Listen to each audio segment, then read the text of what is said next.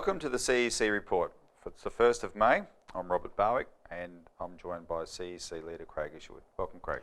Yeah, thanks, Robbie. In this week's CEC Report, BRICS development, a new paradigm for civilisation, and nations must reject Trans Pacific Enslavement. So first, BRICS development, a new paradigm for civilisation.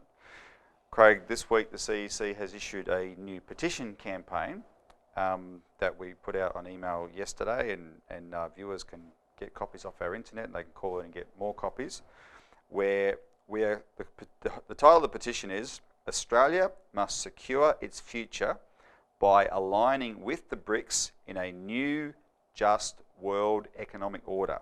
Yeah, Robbie, our last petition was calling for Australia to join the AIIB, so which eventually happened. That finally happened. So we're moving now to a better, more thorough because it's a bigger approach. process. The AIIB is a first step, but the BRICS is a bigger process itself. And although, Craig, to be specific, the BRICS, Brazil, Russia, India, China, South Africa, there's no avenue at the moment for other countries to join that grouping.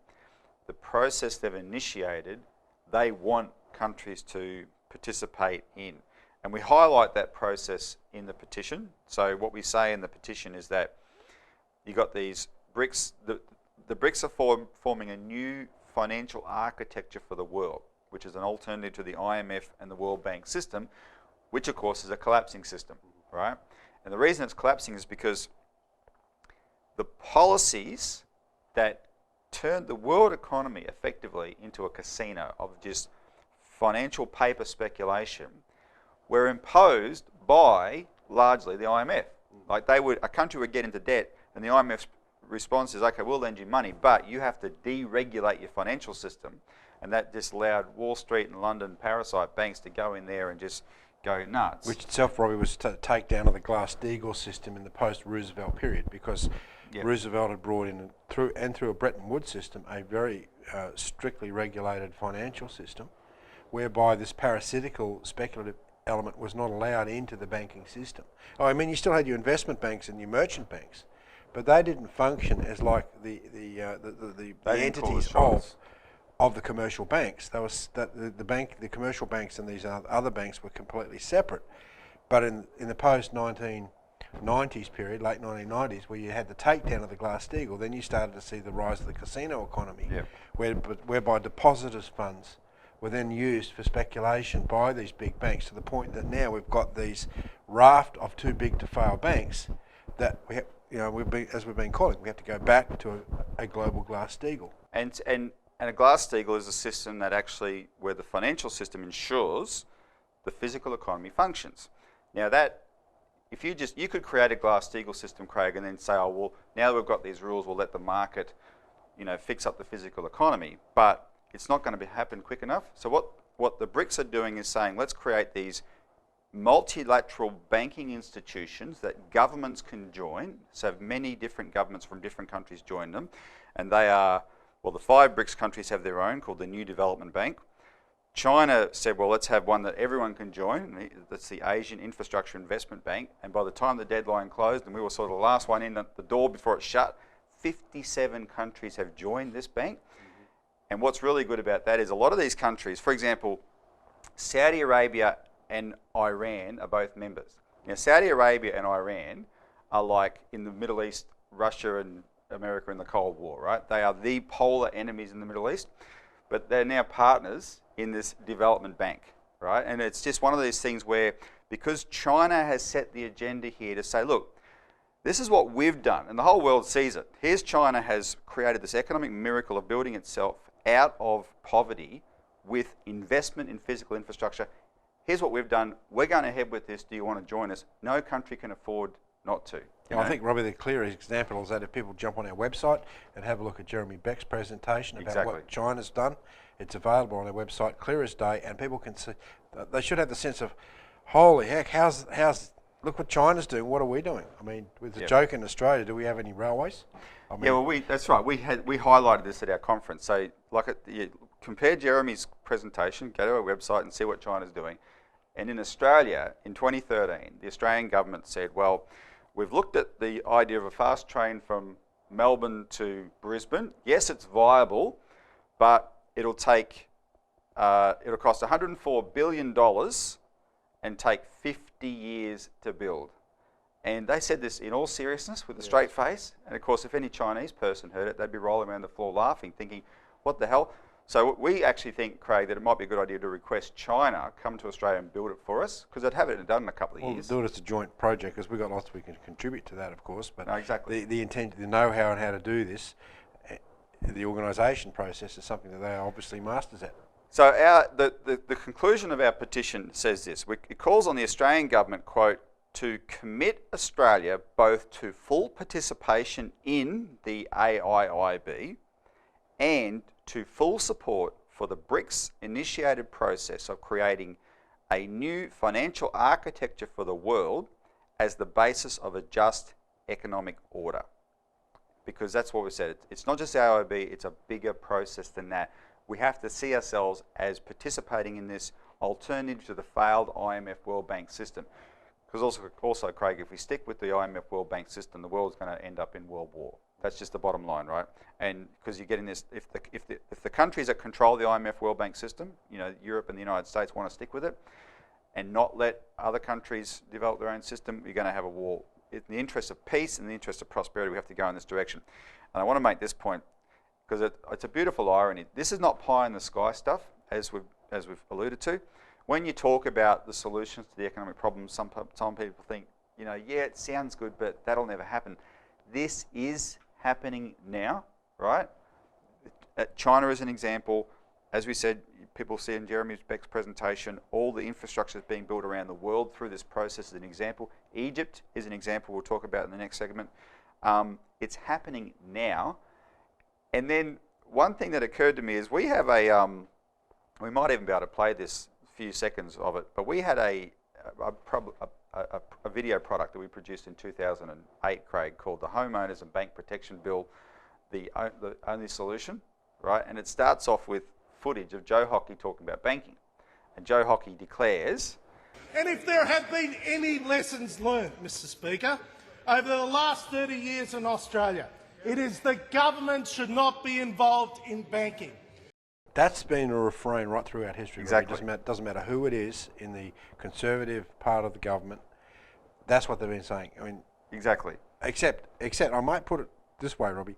Except when the banks are in trouble. That's right. Then the government has to step in, and they're very happy for that. But as soon as you start to express the ideas of the principles of national banking, where governments, the elected governments of the people, express the sovereign desire to use credit for expansion of the economy. Oh, no, governments can't be involved in banking. So here's the irony.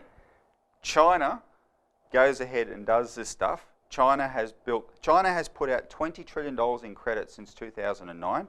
It alone has propped up the world economy, not just China's economy.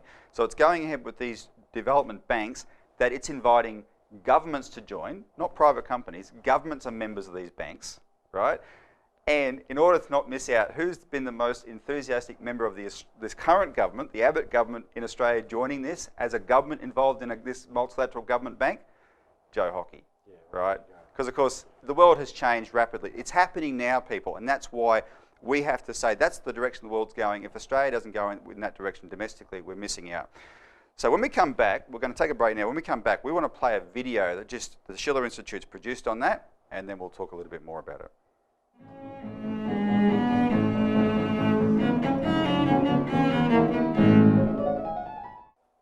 Welcome back to the CEC Report, where we're discussing BRICS development, a new paradigm for civilisation. What we'd like to do now is play you a video that's just been produced by the Schiller Institute in Germany, which is an organisation that we in the CEC are associated with, and both you and I, Craig, have been able to attend their conferences over there in recent times, where they're trying to elaborate, look, this is what's happening in the world, and they're contrasting it to sort of like the propaganda against Russia and Putin at the moment. So let's just play that, and then we'll discuss it. You probably don't know about it yet, because the mass media are not covering it. But in reality, mankind has entered a completely new era already in the BRICS countries. They are in process of realizing a completely new economic and financial system. China is building a new Silk Road, which brings development and peace to all countries which participate in it. China's culture is oriented towards a better future of mankind, and the entire Chinese population is optimistically participating in that joint mission. The Indian Prime Minister Modi has expressed it this way: the BRICS countries are the first alliance in history which is not defined by its present capacities, but by the potential of the future, and that is the creativity of its people. Let us do everything to get the European nations and the United States to join in this optimistic perspective for the future. But no matter what kind of press is used, a pressman must be skilled. The greatest development in our lifetime has been completely blacked out by the media. German dictator Adolf Hitler. And I think he was calculating how much it is. 16 of the world's 20 most beautiful. Is there something that the media doesn't want you to know?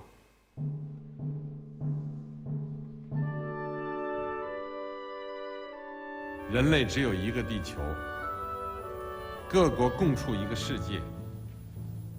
世界好，亚洲才能好；亚洲好，世界才能好。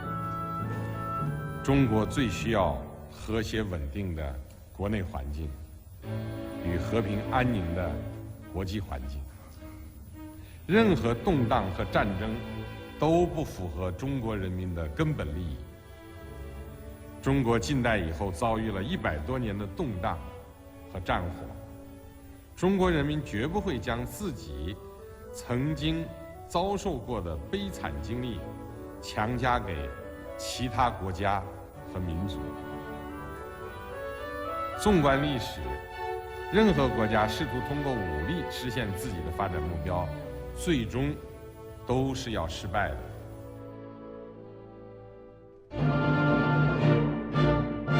Сегодня мы вступаем в новый этап национального развития. И мы все должны понимать, что жизнь будущих поколений, историческая перспектива государства и нашей нации зависит сегодня именно от нас. От нашей настойчивости в обустройстве огромных российских пространств от Балтики до Тихого океана. क्या हम आज़ादी की जैसे लड़ाई लड़े, मिलजुल करके लड़े, तब तो हम अलग नहीं थे, हम साथ साथ थे। हम आज़ादी का जंग जीते कि नहीं जीते, सत्ता के बिना, शासन के बिना, शस्त्र के बिना, साधनों के बिना भी इतनी बड़ी सल्तनत को हटाने का काम अगर हिंदुस्तान की जनता कर सकती है, मेरे 125 करोड़ मेरे प्यारे देशवासियों, आओ आओ हम संकल्प करें, हम गरीबी को परास्त करें, हम विजयश्री को प्राप्त करें, भारत से गरीबी का उन्मूलन हो, उस सपनों को लेकर के हम चले।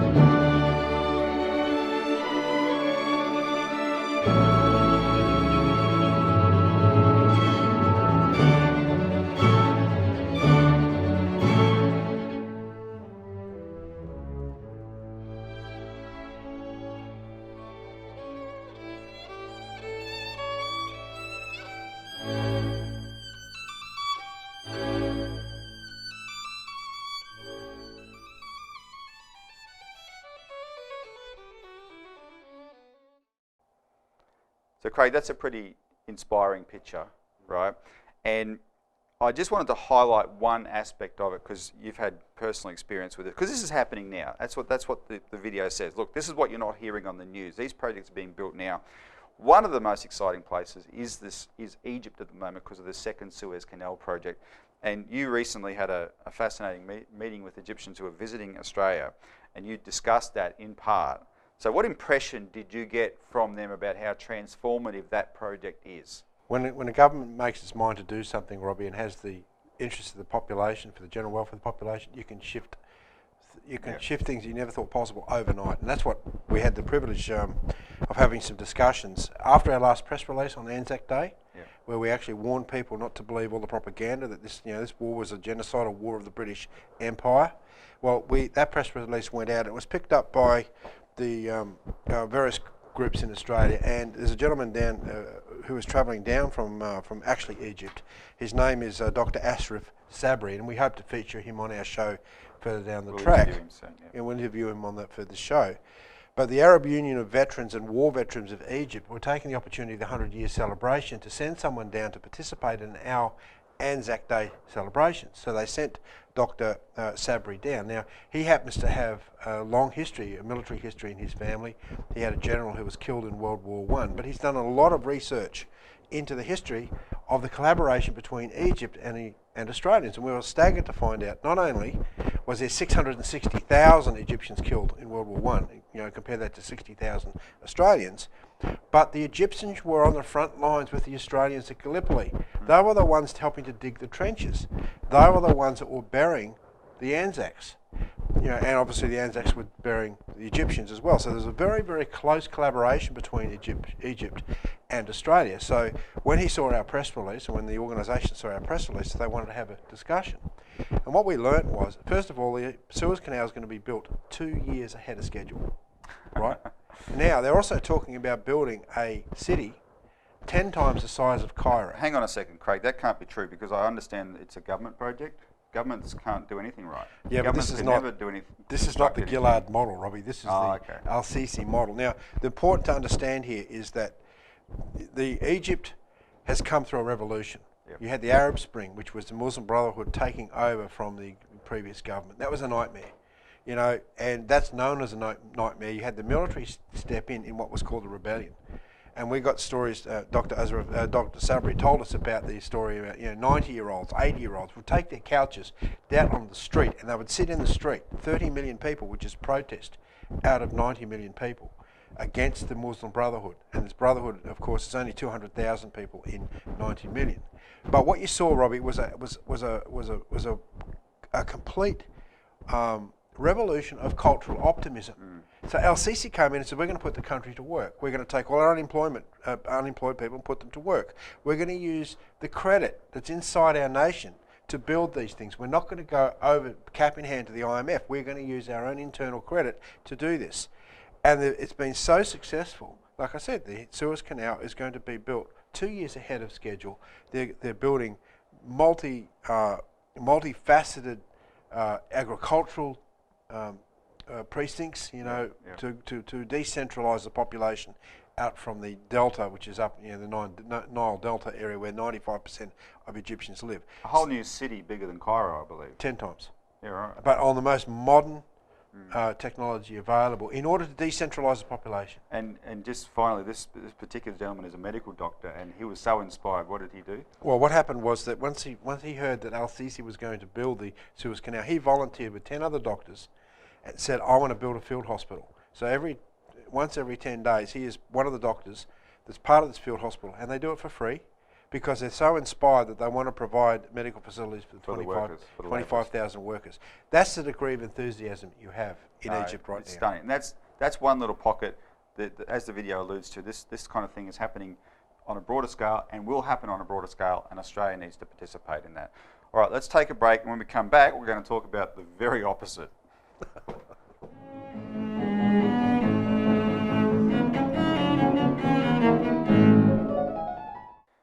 Welcome back to the CEC Report. Finally, nations must reject Trans Pacific Enslavement. So, let me begin this segment with this, Craig. In 1938, the President of the United States, Franklin Roosevelt, made a statement to the United States Congress, and it was on the issue of curbing business monopolies. And this is what he said, quote, "The liberty of a democracy is not safe if the people tolerate the growth of a private power to a point when it becomes stronger than the democratic state itself. That, in its essence, is fascism. Ownership of government by an individual, by a group, or by any other controlling private power." And Franklin Roosevelt could have been talking about Barack Obama's Trans Pacific Partnership, which of course Australia is one of the countries involved in. And this is involving some South American countries, Australia, and some Asian countries, and the United States and Canada. It does not involve China. In fact, it excludes China, because this is Obama tried to stop countries joining China's bank, where governments get together to issue credit for infrastructure, and instead he wants them to join this thing, which will elevate private corporations above governments, because that's what Obama is anyway. He was always a stooge of Wall Street, right? And they're trying to consolidate that. What stinks here, Robbie, is the secrecy. Yes. I mean, just there's 29 secret clauses that are not allowed to be disclosed. They're actually not allowed to even be discussed publicly for 4 years after this thing is signed. Or even if it's rejected, the clauses are still going to stay secret for 4 years. So let's just deal with one aspect. Julie Bishop wrote in a letter to one of her constituents in Western Australia that was sent to us, quote, "I wish to assure you that the coalition government will not sign up to a trade agreement unless it provides a balanced outcome and benefits Australia. The government continues to engage extensively with all stakeholders on the substance of the negotiations, the substance, and in accordance with treaty-making processes, i.e. absolute secrecy, there will be an opportunity for full public and parliamentary discussion prior to the government entering into any final agreement." Now, contrast that with what's happening. This is what she claims in a letter, right? What's happened in the United States? This last week, the Democrats, under Obama's pressure on the House Ways and Means Committee, voted up this fast-track authority, which means this is being fast-tracked through the US Congress, which is the main body pushing it. Congress will only be able to vote it up and down without scrutiny or amendments. That's what fast-track means. And how's this if you're a member of Congress? You can access the treaty to read it, but you are prohibited by law from talking about it, and the press, experts, and the public are not allowed to see it. So that's the reality in America. Julie Bishop is claiming this for Australia, that it's all going to be open and transparent here. What a load of rubbish, right? And a couple of quotes that are worth highlighting. There's an expert named Alan Brown in America who has a Web of Debt blog, and she's a promoter of Glass-Steagall. She pointed out this on the 24th of April, that, quote, "Something else besides attracting investment money and encouraging foreign trade seems to be going on. The TPP would destroy our republican form of government under the rule of law by elevating the rights of investors, also called the rights of capital, above the rights of citizens. That means it's blatantly unconstitutional." And then Doctors Without Borders has said this, quote, "The TPP currently includes some of the harshest provisions against access to medicines ever included in a trade agreement with developing countries." So that's the reality on the ground, and we're being sold apart. East India Company, or the British Empire on steroids. Yeah. And the British East India Company gave us the opium trade, it gave us the slavery trade, right? And the company was stronger than the government. Yeah. Yeah, and it's that model that they're reviving. But it's on steroids, Rob, because this is coming back and with a vengeance now as an attack against China specifically, and what's happening in the BRICS countries. And that's why we've called it the Trans Pacific Enslavement. So anyway, it's got to be fought. But that's it, Craig, for this week's CEC Report. Thanks for tuning in. Tune in next week for more.